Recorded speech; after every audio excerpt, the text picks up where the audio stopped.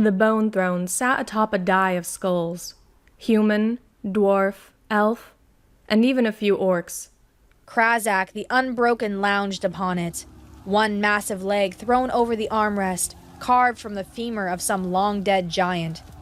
His gray-streaked black hair hung in thick braids adorned with trophies, finger bones, teeth, and bits of armor from those who had dared challenge him over his 20-year reign.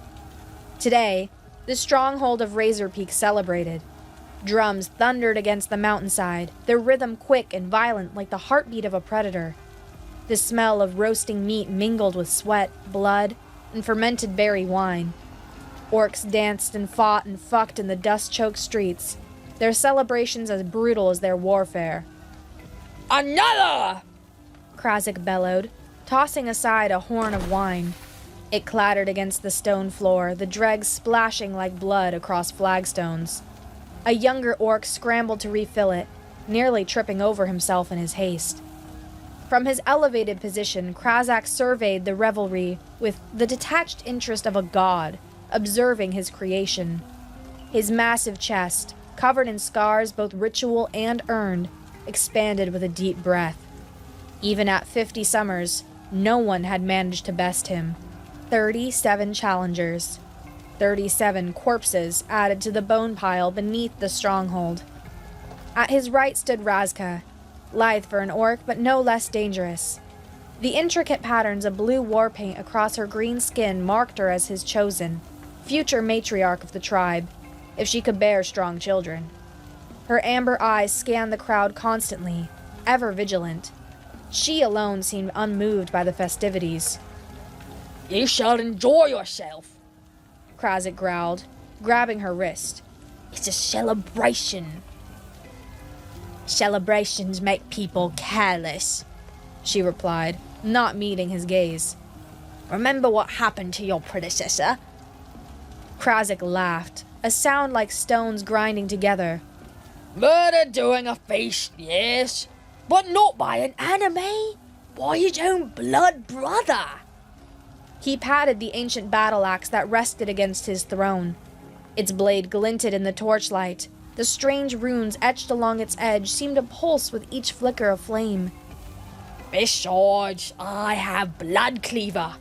No weapon forged can stand against it."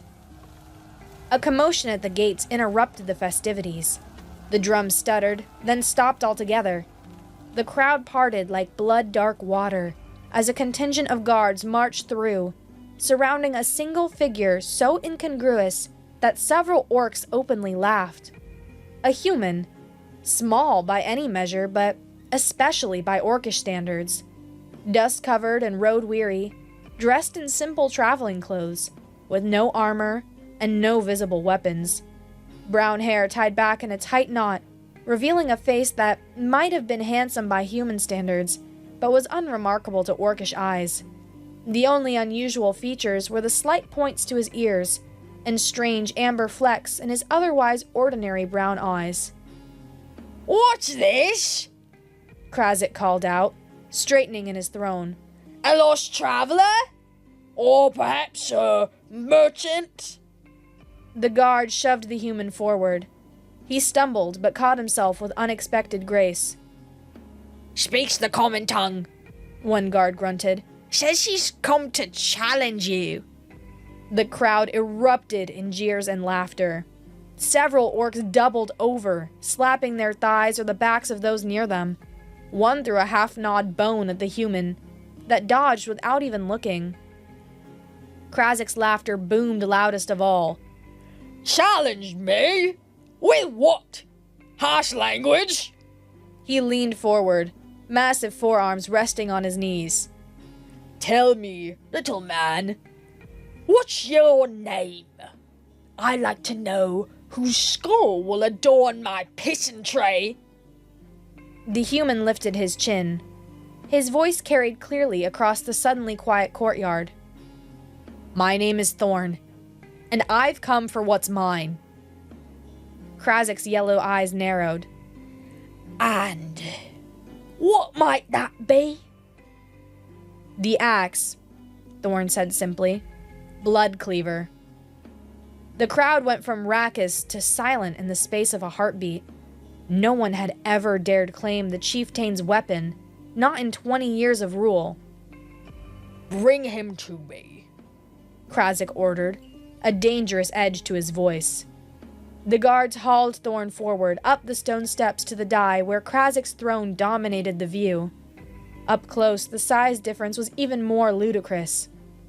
Krazik stood nearly 8 feet tall, his shoulders twice as broad as the humans'.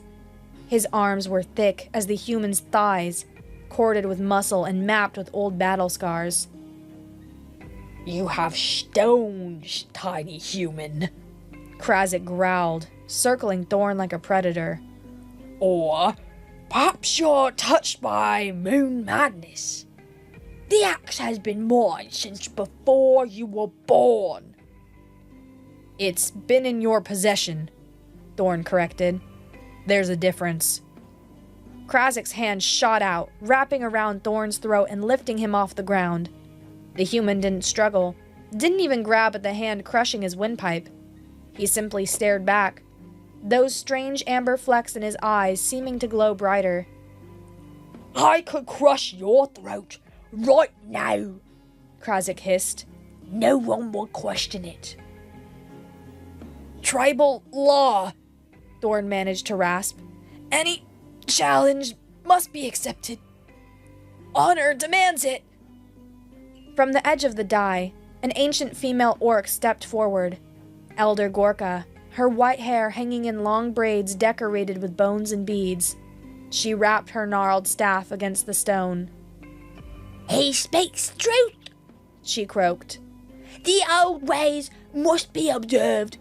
Any challenge for leadership must be answered in the combat pit, not with a backhand execution.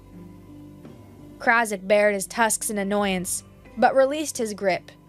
Thorn dropped to his knees, gasping for air. Fine, Krazik spat. We'll do this properly.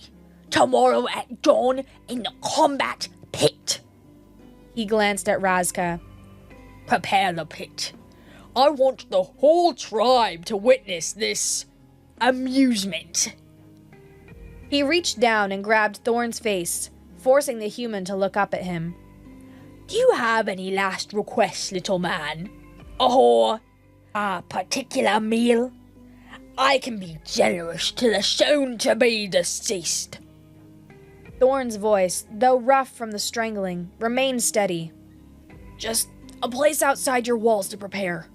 I have my own rituals to observe. Krazik laughed. Let him sit in the dirt and pray to whatever weak gods humans worship. It will make no difference come morning. As the guards dragged Thorn away, Elder Gorka hobbled closer to Krazik. There's something strange about this one, she muttered, too low for the others to hear. Yes, Krazik agreed. He's either the bravest or the most foolish human I've ever encountered. No. Gorka shook her head. It's his eyes. Did you notice the colour? What of them? Humans have weak eyes or watery colours. Not amber, Gorka said. Almost never amber. That's an orc trait. Krazik snorted. A coincidence. Or perhaps his grandmother rutted with an orc scout. It makes no difference. Tomorrow he dies. Night fell over Razor Peak like a heavy blanket. Torches burned along the walls, casting long shadows across the rocky mountain terrain surrounding the forest. Just beyond the reach of torchlight, Thorn knelt in the dirt, his fingers working methodically. He had removed his simple traveling clothes. Bare-chested in the cold mountain air, his skin prickled with goosebumps, but he showed no discomfort. By the light of a small fire, the markings covering his torso were visible. Not tattoos exactly, but something similar. Alchemical symbols, etched into his skin with silver-black ink that seemed to capture the firelight in strange ways. From a worn leather pack, he removed several items. A small stone mortar and pestle, bundles of dried herbs tied with red string, a tiny obsidian knife, and a shallow clay bowl. With steady hands, he crushed the herbs, pungent mint, bitter wormwood, earthy mushroom caps, and mixed them with a clear liquid from a crystal vial. The resulting paste filled the air with an acrid smell, sharp enough to make eyes water. Thorn seemed unaffected. He began to chant in a language that was neither human nor orcish, but seemed to borrow elements from both. The sounds rolled from his tongue like stones tumbling down a mountain, harsh and guttural, yet following a cadence that suggested ancient ritual. With the obsidian blade, he made a shallow cut across his palm. Blood welled, dark in the firelight. He let it drip into the clay bowl, where it mixed with the herb paste. 3 drops. 7. 9. Each counted with a syllable of his chant. Nearby, a pair of orc guards watched with a mixture of boredom and mild curiosity. What is he doing? One asked, scratching at a tusk. Some human magic, The other replied with a dismissive grunt. won't help him. No magic can stand against blood cleaver. Should we stop him? Chief said to let him pray. If it gives him comfort before death, where's the harm? Thorm seemed oblivious to their conversation. He dipped his fingers into the mixture of blood and herbs, then drew symbols across his chest, reinforcing the marks already there. With each symbol, he spoke a name. Ancestors, perhaps? Or forgotten gods? As the ritual continued, something subtle began to change. The guards wouldn't have noticed if they hadn't been staring directly at him. His lean muscles seemed to flex and shift beneath his skin, as if rearranging themselves. The bones of his face appeared sharper, his jaw more prominent, and his eyes, even from a distance, it was clear that the amber flecks were spreading, consuming the brown that surrounded them. One guard shifted uncomfortably. I don't like this. Maybe we should... No, The other cut him off. we have orders. Besides, whatever he's attempting, Krasik will end him quickly tomorrow. Thorn completed his ritual as the moon reached its zenith. He cleaned his supplies meticulously, repacked them, and then lay down on the bare ground. Despite the cold, despite the stone and dirt, he fell asleep almost instantly, his breathing deep and steady. In the darkness, the guards didn't notice how his canines had lengthened ever so slightly, pressing against his bottom lip. Dawn broke over Razor Peak in shades of blood and rust. The entire tribe gathered around the combat pit, a circular arena, maybe 50 paces across, its dirt floor stained with dark from countless battles. Sharpened wood stakes formed a barrier between the combatants and the spectators, though they served more to keep fighters in than to keep the crowd out.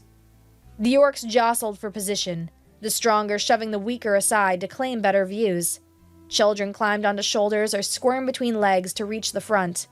The air vibrated with excited chatter and the occasional clash of weapons against shields, traditional ways to show anticipation.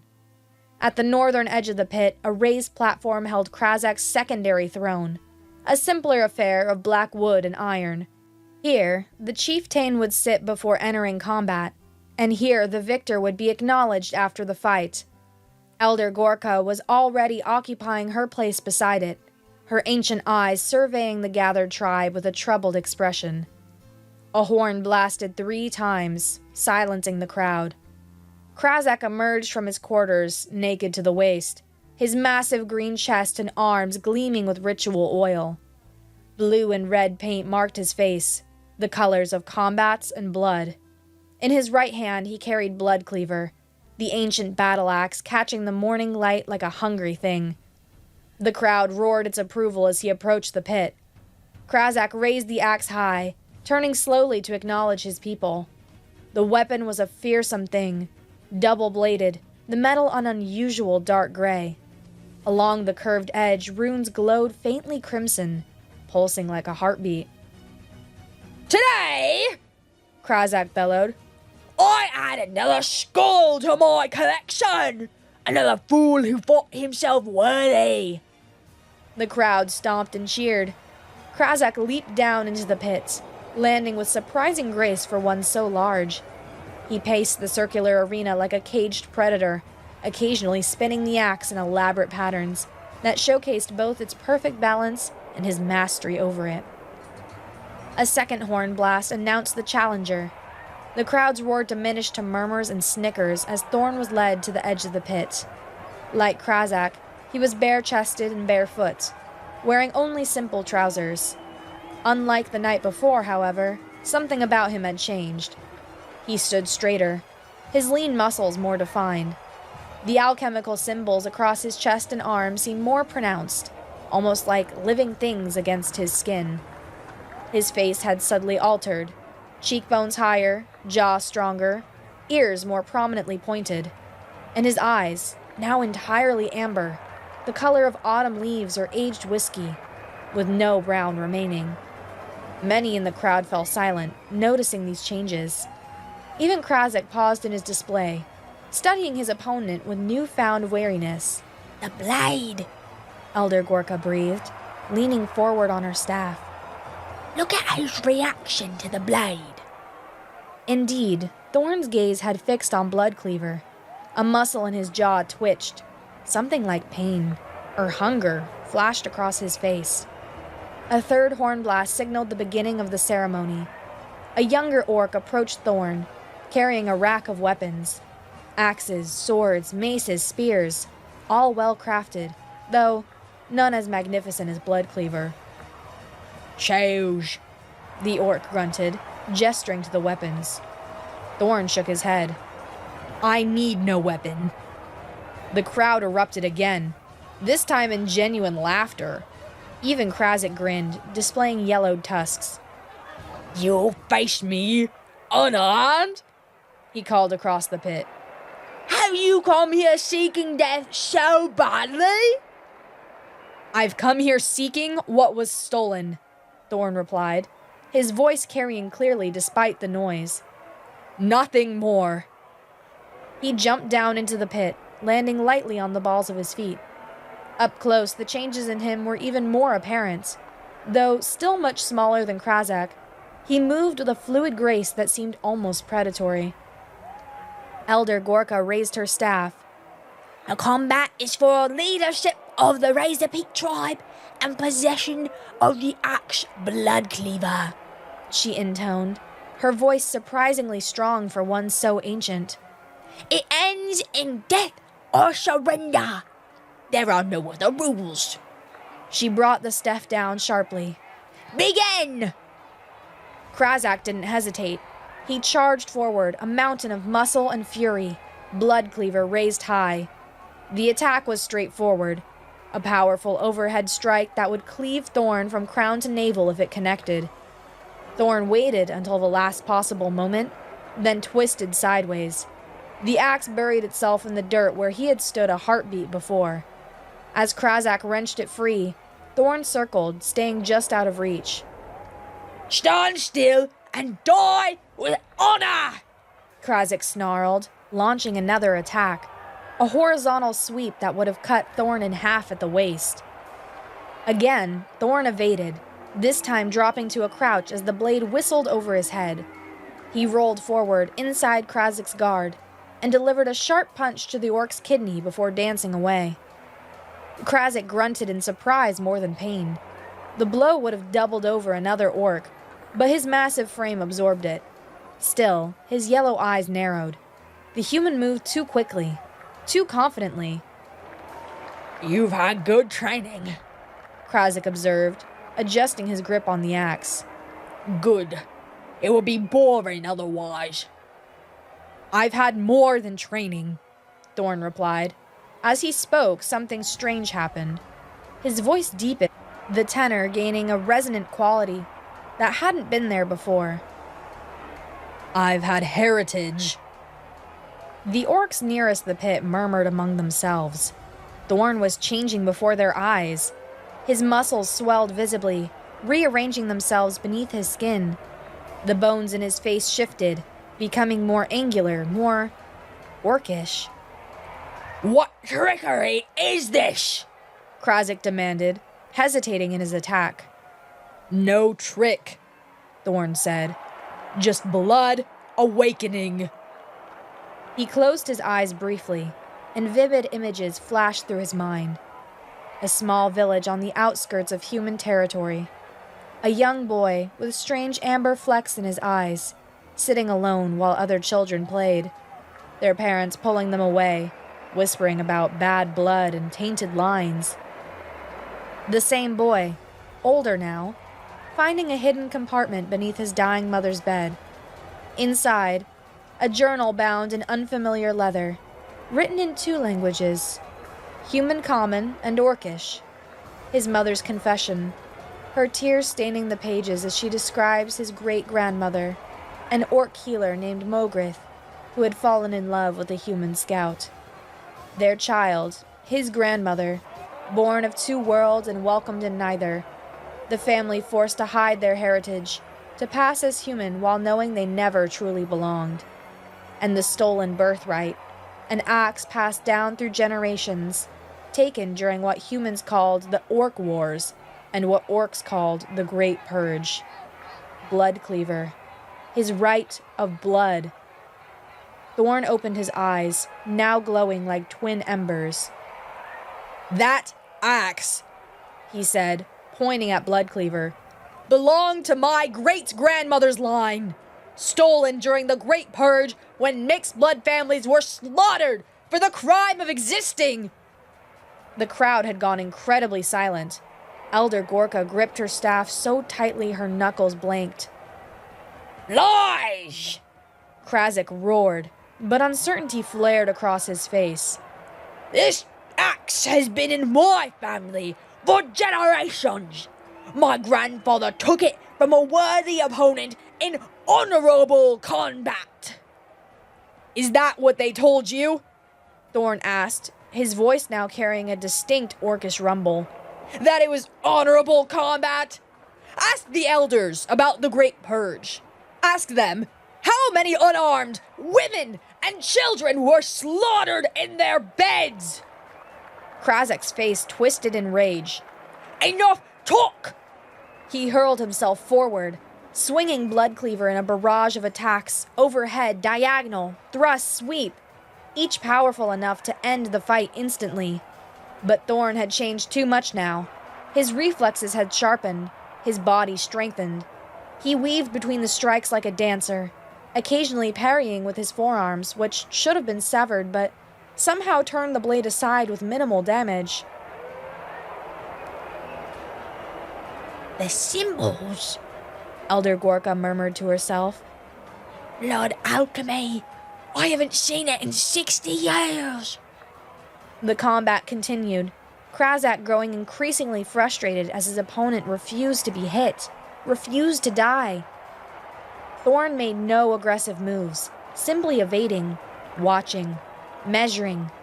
The dust swirled around them, kicked up by their movements, creating a haze through which the glow of Thorn's eyes shone like distant fires. Fight me! Krazek bellowed, sweat pouring down his face and chest. Are you a coward like all humans? I'm not fully human, Thorn replied calmly. and I'm not here to fight you. I'm here to reclaim what is mine. He pointed at the axe again, and this time everyone saw it. The runes along the blade flared brighter, responding to his gesture. Krazek faltered, glancing down at the weapon in his hands, as if seeing it for the first time. The axe recognizes its blood, Thorn continued. It always has. That's why it's never revealed its full power to you or your line. You've been wielding a fraction of its true strength. More lies! Krazek snarled, but doubt had crept into his voice. He raised Bloodcleaver again, but the attack lacked his earlier conviction. Ask yourself, Thorn pressed, circling slowly. why the runes glow brighter now than they ever have before. Ask yourself why you've always felt the axe was holding something back. In a desperate move, Krazek flung the axe directly at Thorn's head, an unorthodox attack that should have been easy to dodge but difficult to predict. Yet Thorn didn't move. Instead, he raised one hand, palm out. The axe stopped in midair, hovering a foot from his face. The runes blazed like fresh coals. A collective gasp rose from the crowd. Elder Gorka nodded slowly, as if a long-held suspicion had been confirmed. "Blood calls to blood," Thorn said softly, then raised his voice to address the gathered tribe. "I am Thorn, great-grandson of Margaret the Red Fang clan and Jeremiah of the Western Territories. I have awakened the orcish blood in my veins through the ancient arts of blood alchemy, and I have come to reclaim my family's weapon and to reveal the lies your leaders have told for generations." The axe hung suspended in the air before Thorn, its runes pulsing like a heartbeat. He hadn't touched it yet, hadn't taken possession, but the weapon's response to his presence was undeniable. The gathered orcs murmured among themselves, the sounds growing from whispers to a dull roar. Krazak stood frozen, his massive chest heaving from exertion, yellow eyes fixed on the hovering weapon. For the first time in 20 years of rule, uncertainty creased his features. "Trickery," he managed at last. "Some human magic." "Not magic," Thorn interrupted. "Blood. The same blood that flows in your veins, though you deny it." His transformation continued even as he spoke. His shoulders broadened, muscles swelling and rearranging beneath his skin. The alchemical symbols tattooed across his torso seemed to sink deeper, no longer marks on the surface, but part of his very being. His face underwent the most dramatic changes. His jaw protruded slightly, accommodating the small tusks now emerging from his lower lip. His skin darkened, taking on a faint greenish tinge. Though still smaller than a full-blooded orc, he now stood nearly a foot taller than the average human, his frame solid with muscle. "Shamans!" Krazak bellowed, turning to the edge of the pit where a group of painted orcs stood waiting. "This is forbidden magic! Stop him!" The shamans conferred briefly, their painted faces grim. The eldest among them, a female with cracked tusks and milky eyes, spoke in the orcish tongue. "This is not magic we recognized. Not shamanic, not demonic. It is something else." Elder Gorka stepped forward, her ancient voice carrying across the now silent crowd. "It is blood alchemy, the old science from before the Great Divide, when our peoples were not so separate."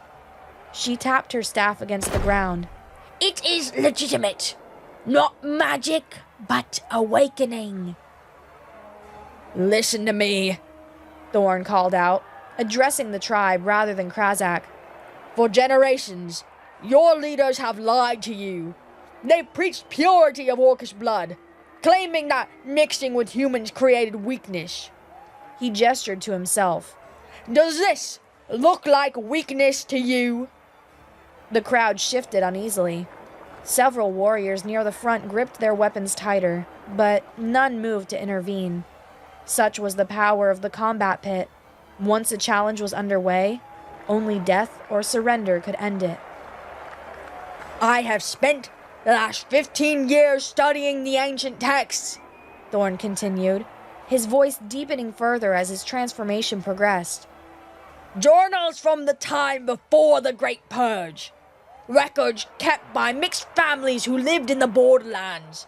Accounts of what really happened when the purists, both human and orc, decided to eliminate those who proved our peoples could coexist." Krazak spat in the dust. "Fairy tales. The weak always create stories to explain their weakness." "Then explain this," Thorn challenged, gesturing to the axe still hovering between them. "Explain why Bloodcleaver responds to me. The weapon passed down through my great-grandmother's line for 7 generations before it was stolen." A memory surfaced, vivid and painful. Thorn at 17, reading his great-grandmother's journal by candlelight. The pages were brittle with age. The ink faded. Her descriptions of the axe, how it bound itself to the bloodline, how it contained a fragment of each wielder's spirit, how it could never truly be owned by those not of blood, how it would always find its way back home, eventually. His first attempts at blood alchemy, painful, dangerous, often resulting in debilitating fevers. Years of trial and error, of studying forbidden texts, of tracking down ingredients across 3 continents, the bitter herbs from the northwestern wastes, the fungi that grew only in the deepest caves, the distilled essence of rare minerals found in ancient meteor craters, all to awaken what already lay dormant within him, all to reclaim what had been stolen. The axe is bound to blood, Thorn explained, his amber eyes scanning the crowd. It can be used by others, yes, but it will never reveal its full power to them. It seeks its true wielder, always. Enough! Krazak roared. He lurched forward, attempting to grab the hovering axe. His fingers brushed the handle, and he screamed. The chieftain recoiled, clutching his hand. Where his skin had touched the weapon, angry red blisters formed, as if the wood and metal had turned into molten fire. The axe rejects you, Thorn said quietly, as it has always rejected those who stole it. Elder Gorka hobbled closer to the edge of the pit. Thorn, son of mixed blood, she called. You speak of records. What records? Thorn's gaze found her ancient face. Recognition flickered in his amber eyes. You already know, Elder. You were there. A tremor ran through Gorka's withered frame. Around her, others shifted uncomfortably, averting their eyes. I have the census scrolls, Thorn continued. The bloodline records from before the Great Purge. Lists of every mixed family living in the borderlands. Documents proving that many among the Razor Peak tribe, including Krazak himself, carry human blood. Lies! Krazak bellowed, but his voice cracked. He glanced at Elder Gorka, uncertainty replacing rage in his yellow eyes. Tell him, Elder! Tell him my line is pure! Gorka said nothing. Her silence was answer enough. The truth hit Krazak. He staggered back, nearly losing his footing in the dusty arena. No, he whispered. My father was a war chief. My father led raids that burned human villages to the ground. Yes, Thorn agreed. They hated most fiercely what they feared within themselves. The Great Purge wasn't about racial purity. It was about erasing evidence. Destroying the records that proved Orcish and human blood had mingled for centuries, and stealing powerful artifacts from mixed bloodlines to claim as purely Orcish treasures. Thorn reached out and grasped Bloodcleaver's handle. Unlike Krazak, he showed no pain at the contact. Instead, the runes along the blade blazed brighter, casting his transformed features in crimson light. The final step, he murmured, raising his voice so all could hear. Blood to blood, spirit to spirit. With his free hand, he drew the small obsidian knife from his waistband. Before anyone could stop to move him, he sliced his palm and smeared the blood along the axe's handle. The runes flared blindingly hot, then shifted from red to amber, the exact shade of Thorn's eyes. Thorn's transformation accelerated. His muscles bulged, bones cracking audibly as they rearranged and grew. His skin darkened further, the greenish tinge deepening.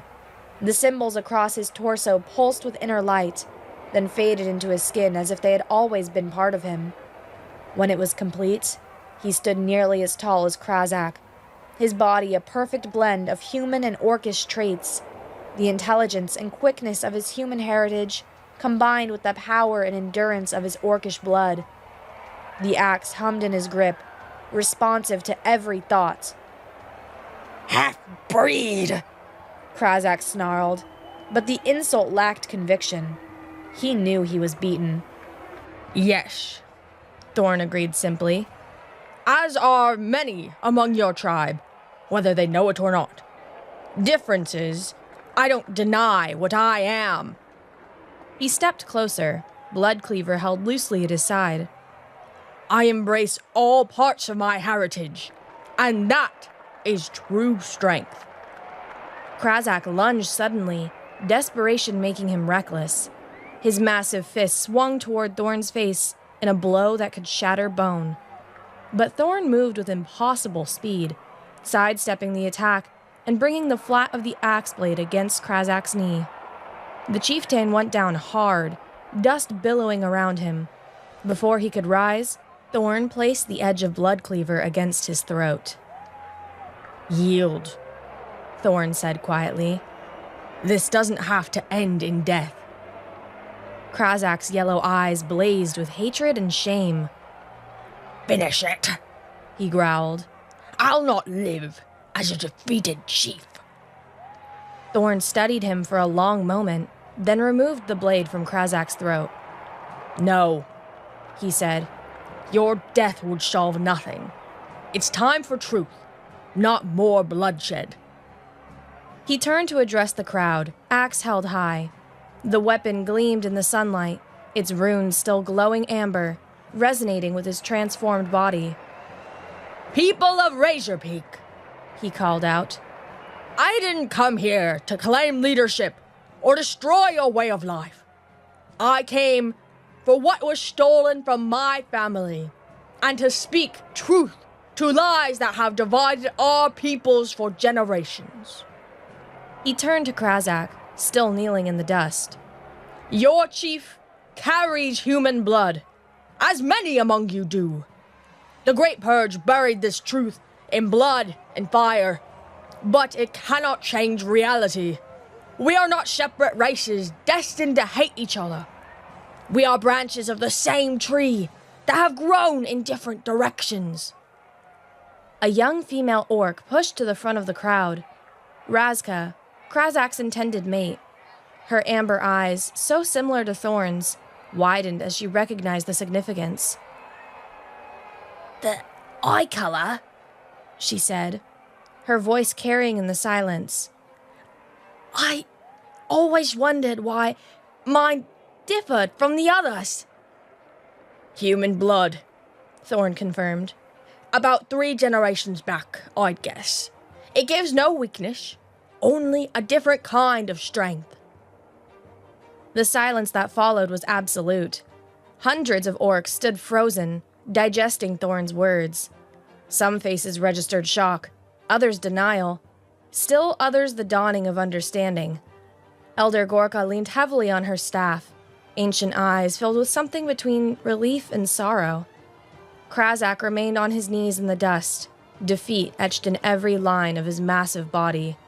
Blood trickled from small cuts across his torso, minor wounds from combat, but each a reminder of his failure. When he finally raised his head, his yellow eyes had lost their fire. Kill me, he said again, voice hoarse. It's your right, as victor. Thorn lowered Bloodcleaver, studying the fallen chieftain. No, he repeated. Your death would only martyr you. The tribe would cling tighter to the old lies. He turned the axe in his hands, the runes along its edge still glowing with amber light. Besides, death is too simple an answer for decades of deception. At the edge of the combat pit, Razka vaulted over the sharpened stakes. She landed gracefully in the arena, approaching with caution, but without fear. Her amber eyes, so like Thorn's now, flicked between him and the fallen chieftain. If what you said is true, she said, where is your proof? Not the axe's response, that could be some trick.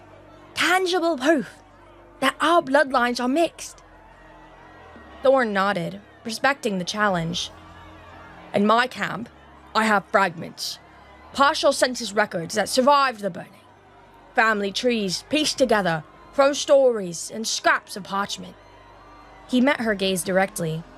I don't know every line, but I've learned to recognize the signs. His eyes lingered on hers. Your eyes, for instance. That particular shade of amber is rare among full-blooded orcs. It often appears in mixed bloodlines. Razka's green skin paled slightly. You claim to know my heritage from looking at my eyes?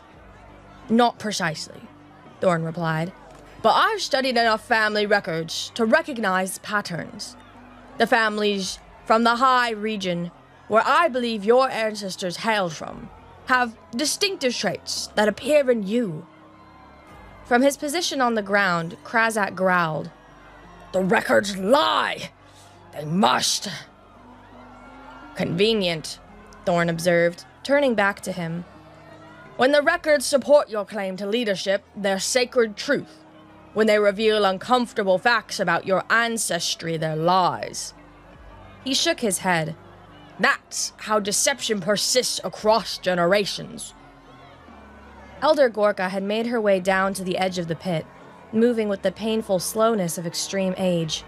Her white braids swung as she looked from Thorn to Krazak to the gathered tribe. I was there, she said, her voice cracking with emotion. During the Great Purge.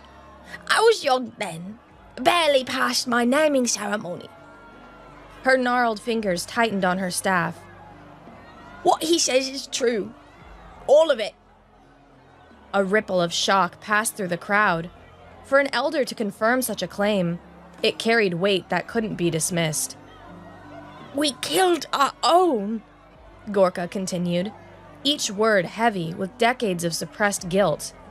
Neighbors, friends, family members whose only crime was loving someone with different blood. We burned the record houses. We stole their treasures. Weapons like blood cleaver that had been passed down through mixed bloodlines for generations. You knew all this time and said nothing?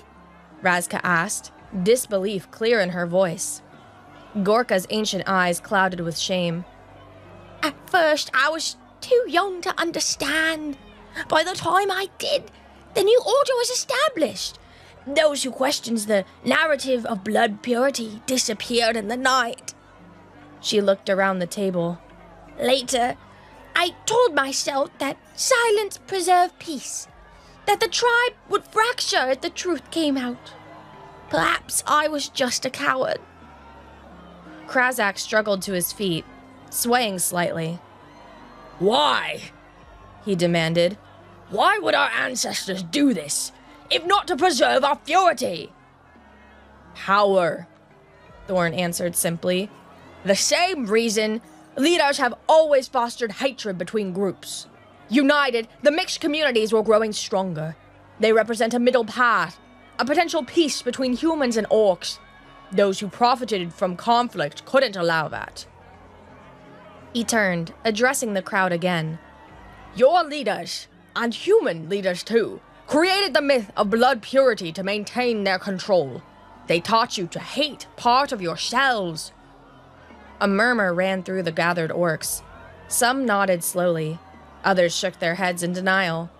Near the back, several warriors gripped their weapons tighter, faces dark with anger at what they perceived as an attack on their very identity. Razka stepped forward, positioning herself between Thorn and the increasingly restless crowd. What would you have us do with this truth? Her voice carried a mix of challenge and genuine uncertainty. Abandon our ways? Become like humans?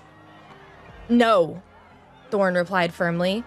Your ways have value. Your culture has strength. I'm not asking you to abandon anything except the lie that your blood makes you weaker.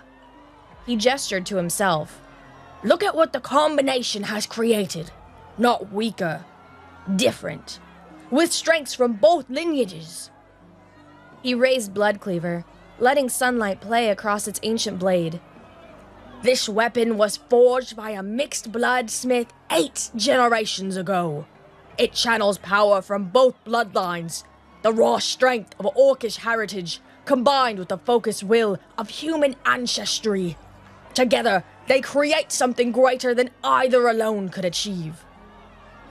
From the edge of the crowd, one of Krazak's loyal warriors pushed forward. Enough of this half-breed speech, He shouted. He's trying to poison our minds with his human logic. Kill him and be done with it. Several others voiced their agreement, brandishing weapons. The tension in the air thickened, poised on the knife's edge of violence. Krazak raised a hand, surprisingly, for silence. No, He said, his voice roughened by dust and defeat. this was a challenge under the old laws. He won fairly. The admission clearly cost him, each word forced through gritted teeth. He has the right to speak. The crowd settled uneasily. Krazak might have been defeated, but 20 years of absolute rule had conditioned the tribe to obey his commands. Thorn inclined his head slightly, acknowledging Krazak's unexpected support. I didn't come here to take your society or take control, He reiterated. I came for what was stolen from my family and to speak truth to lies. He lowered Bloodcleaver to his side. What you do with that truth is your choice. Elder Gorka tapped her staff against the ground, drawing all eyes. The question remains. By right of combat, leadership of the tribe is yours to claim. Her ancient eyes studied Thorn carefully. Do you claim it? The crowd held its breath. Even Krazak seemed to stiffen, waiting for the answer. Thorn shook his head. No, I have no desire to lead Razor Peak. My purpose was the axe and the truth, nothing more. Murmurs of surprise rippled through the gathering. In the tribal tradition, victors always claimed leadership. To refuse was unprecedented. Then who leads? Someone called from the crowd. That's for you to decide, Thorn replied. Perhaps it's time for something beyond combat to determine leadership. Perhaps wisdom should count as much as strength of arm. Krazak's face darkened. You would change our ways after claiming you didn't come to destroy our society? I offered a suggestion, not a command, Thorn countered. If your ways are strong, they'll survive questioning. If they're weak, perhaps they should change. Before Krazak could respond, Razka stepped forward. I claim right of succession, She announced, her voice steady. As Krazak's chosen mate, she had stronger grounds than most to make such a claim. unless another wishes to challenge. She turned slowly, amber eyes surveying the warriors who had been most vocal against Thorn's revelations. None stepped forward. Whatever their disagreements with the day's events, none wished to face Razka in combat. Her skill with a blade was legendary, even among a tribe of formidable fighters. So be it, Elder Gorka declared. Razka will lead, unless challenged within the moon's turning. She fixed the younger female with a penetrating stare. What will you do with these revelations, new chieftain? Continue the old deceptions, or forge a new path? Razka's expression remained carefully neutral. I will consider all I've heard today. That is all I can promise for now. Thorn nodded, accepting this. He turned to Krazak, who still stood unsteadily in the center of the pit. And you? What will you do with the truth of your heritage? Krazak spat in the dust. I don't accept your truth, but I accept defeat. He strengthened his massive shoulders with visible effort. I'll leave Razor Peak, find my own path. As is your right, Thorn acknowledged. He considered the fallen chieftain for a moment, then added, The human village of Rivermeet, 3 days' journey south, has a scholar named Marina who keeps copies of the old records. If you ever wish to know the truth of your lineage, seek her out. Krazak grunted noncommittally, but something flickered in his yellow eyes. perhaps the smallest seed of curiosity. Thorn turned back to the crowd, Bloodcleaver held easily in one hand. His transformation was complete now, a perfect hybrid of human and orc, embodying the strengths of both races.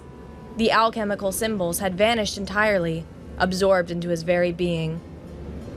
"I take only what was stolen from my family," he announced.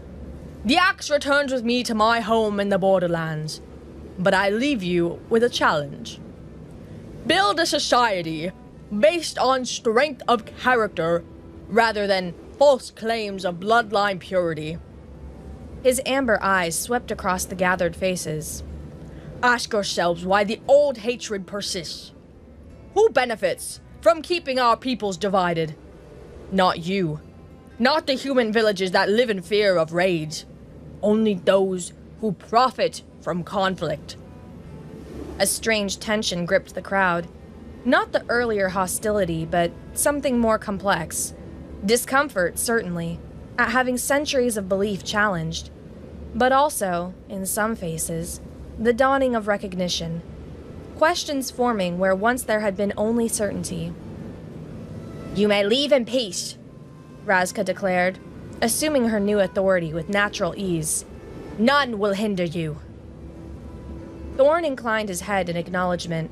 Without another word, he turned and walked across the combat pit, Bloodcleaver balanced comfortably on his shoulder. The crowd parted before him, some watching with hostility, others with reluctant respect, a few with open curiosity. As he reached the edge of the gathering, a young orc child, no more than 6 or 7 summers, darted forward. Like Razka and Thorn himself, the child's eyes were amber. "Are you really both?"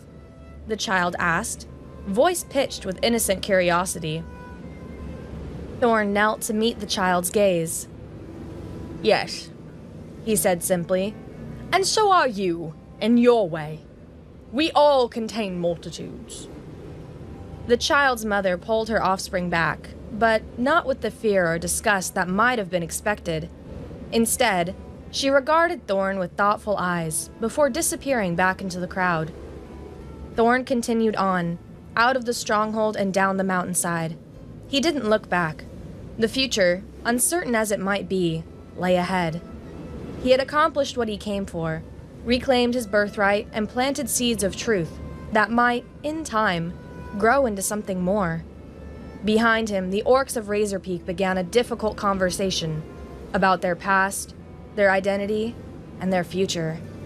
Some voices were raised in anger, others in questioning, still others in tentative support of new possibilities.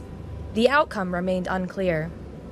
But the simple fact that the conversation was happening at all represented a seismic shift, a crack in the foundations of hatred that had defined relations between humans and orcs for generations. As Thorn descended the mountain path, Bloodcleaver hummed against his shoulder, its amber runes pulsing in time with his heartbeat. The transformation that had begun with the ritual and blood was complete. He was neither fully human nor fully orc. He was both, and something new besides. And in that new identity lay the potential for a different future, not just for himself, but for all who carried mixed heritage, acknowledged or hidden. A future where strength came not from denial, but from embracing every facet of one's being. The sun climbed higher as Thorn walked on, casting his shadow before him, the silhouette of something that had never existed before. A pioneer of a new way of being, the first of what might, someday, be many.